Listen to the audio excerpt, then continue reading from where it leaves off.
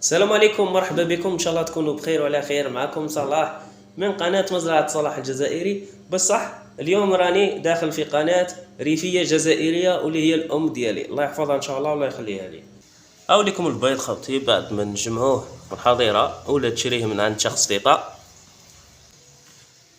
هاو لك الماء، درت له شوية خل تاع الدار عادي باه تعقم به البيضة. تغطس المنشفة تنشفها مليح مليح يليق تنشفها. تحكم حبة بيض،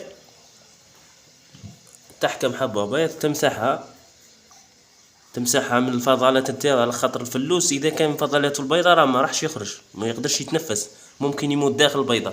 هاي لك قماشه زياده نمسحوا بها غير ذاك الماء المندي. يعني حاول ما انكش تتشمخ البيضه، باه تشمخ البيضه ما كاش منها والعلم لله. اول حاجه انك تشغل الفقاصه تاعك. البريزه هذه شويه صغيره، درت لها هذا المشرك الموصل الكهربائي هذا شغل مليح دوريجين، ما راحش يسخن ولا يتحرك اليوم. يعني كي تجيب فقاصتك هاك ساعة ساعتين وانت شاعلها. انا هذه اللي نعرفها المعلومة، ساعتين وانت شاعلها حتى الطريق الكلش نديرو البيض تاعنا. بزاف حوايج لازم تطبقوهم اثناء التفقيس. وشنو هي؟ ما تقصبش، ما تتسرعش، تواصل مع واحد يعرف هذو الصوالح. اما بالنسبة للبيع خاوتي، الفلوس ما نبيعوهش الا اذا كان عندنا الله يبارك نبيعوه. اذا كان عدد كبير شويه رايحين نبيعوه بثمن معقول. هذه هي. كاينه نصيحه اخرى، البيض كما كتشوفوا، ها البيض راه فيه فضلات ولا مكسر ولا ما ديروهش. لو كان تلقى نقطه صغيره كسره ما ديرهاش الفقاصه، دير واحده جديده. ولازم البيضه في الفقاصه في الكيجوات تاع التفقيس، هذه صغيرة تجي من تحت والكبيرة تجي من الفوق. ورانا نتعلموا في بعض الأشخاص ممكن الفكرة تاعنا تحفز شباب، ونحن ديما السبب في هذا، وربي هو الرزاق سبحانه. مشروع اليوم اللي هو كيفية بيع أو تسويق الفلوس أو تربية الفلوس من خلال فقاصة.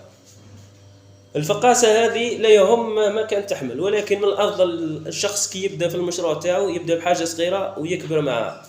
فقاصة هذه ترفد 176 حبة بيض، وانتايا عندك البيض في الحظيرة ولا تشريه من عند شخص ثقة. ولكل عندك يعني ما يهمش انك تدير البيض البلدي، عندك بزاف سلالات، كاين بزاف دجاج من السلالات البياضة في الجزائر. والمشروع تاع الفقاصة ناجح 100% ومضمون، ما فيش خسارة. وقتاش فيه خسارة؟ كي تشري فقاصة تربط أكثر من 500 حبة ثم تبقى الخسارة. إذا كنت يعني عندك الخبرة في هذو الصوالح، لا بغات 1000 نورمال بصحتك، من الأفضل أنك تبدأ بوحدة صغيرة باه ما تخسرش المشروع تاعك. هذا المكان والله يسهل عليك. تحب تخسر تربح، الله يسهل. انا راني نوري لك باش نضمن لك في المشروع انه مربح. البيض كما قلنا تجيبوه من شخص ثقة، تعمره في الفقاصة تاعك 21 يوم يخرج لك الفلوس. تخليه تزيد له نهار في الفقاصة باش يرفد روحه من ديك الحرارة بيولي مليح شوية. المشروع هذا مربح بزاف.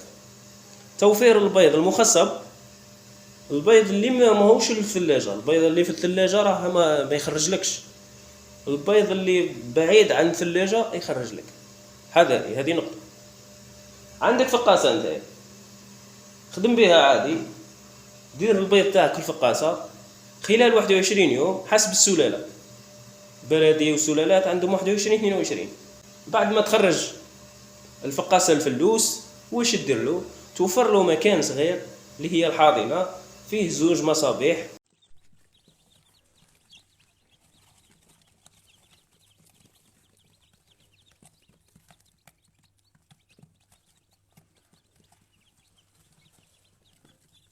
لازم تكون الارض اسمنتيه، ما يهمش السيمه، يعني كيما كارلاج ثاني نورمال، وتفرش فوق بنجاره. ان شاء الله كي يخرج هذا الفلوس راني نوريكم ثاني الطريقه الثانيه باه تزيد تعرف تعمق فيه. يخرج لك فلوس. كاين علف اسمه ديماراج وكاين كرواسون. العلف هذا تاع ديماراج من النهار الاول ولا النهار الثاني حتى الشهر، حتى 28 يوم. من بعد كي يكبر ذاك الفلوس نهايه الشهر الاول حتى لشهرين توكل له كرواسون. ما تشريش شكاره، ما تشريش قنطار ديريكت يفلسك، اشري بال5 كيلو بال10 كيلو. اللي يشري بالقنطار اللي عنده 1000 فلوس ولا 2000 هكذا.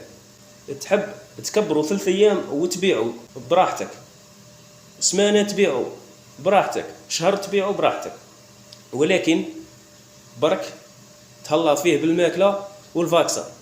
الفاكسه كاين اللي يدير تاع السره فقط، وكاين اللي يدير هذيك تاع من 2 جور حتى 28 يوم.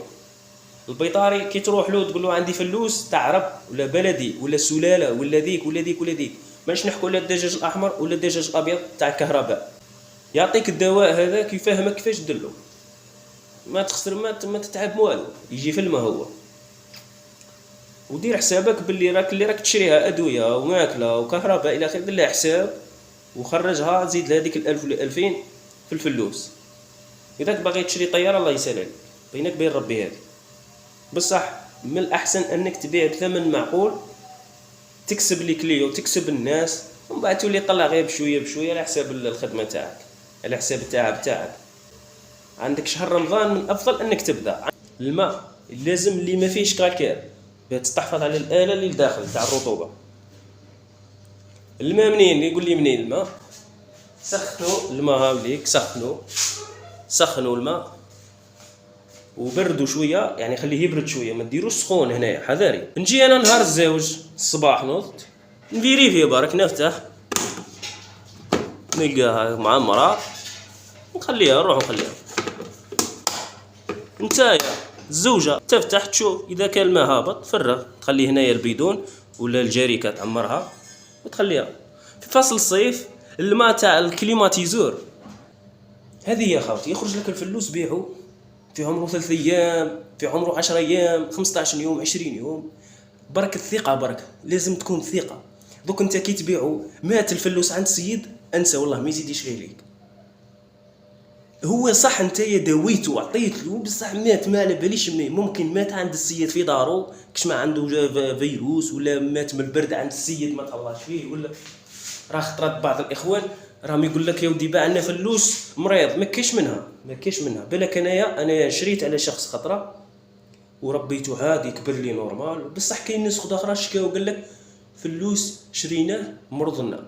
يا خويا مرض عندك عند السيد هاو يمرض بحال غير كي شريته مرض، ممكن ما خليته درتو في بلاصه بارده، ممكن هذه هي. والسيد صح اللي يشريها للسيد الاخر عنده دايره ما فيهاش كاع لا اضواء لا مدفأة، خليها فمتين قال لي هذا راه كبير هذا ما يمرضش باينه.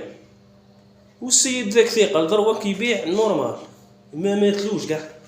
يعني بعض الاشخاص راهم يغلطوا، والتجاره هذه هي، خطره تخسر انت، خطره هو، خطره انا، خطره ذاك، خطره هي، خطره ذي.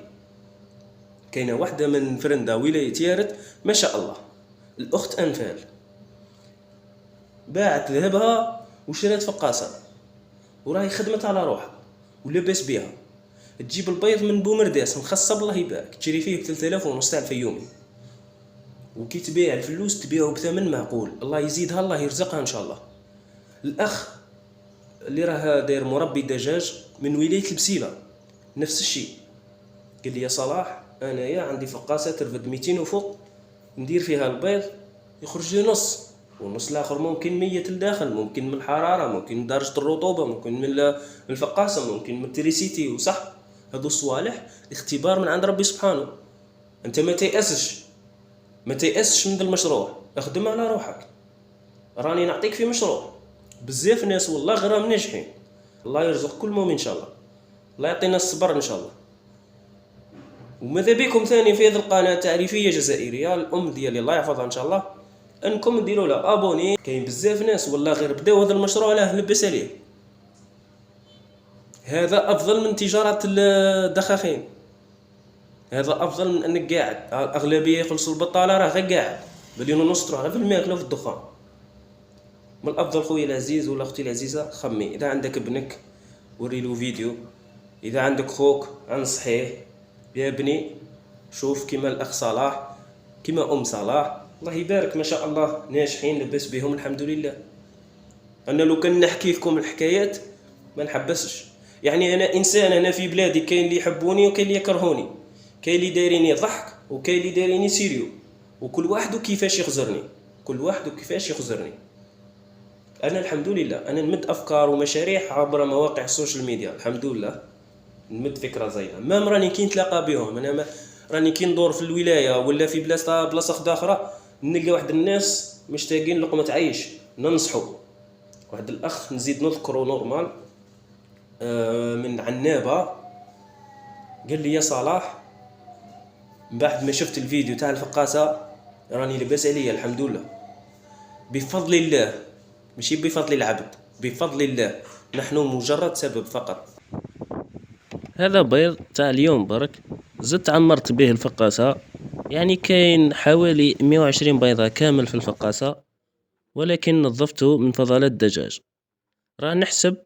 راح نحسب من يوم غد، يعني اليوم 10 مارس وغدوة 11 مارس، نحسب من غدوة حتى 28 مارس، هذيك هي يكون 18 يوم.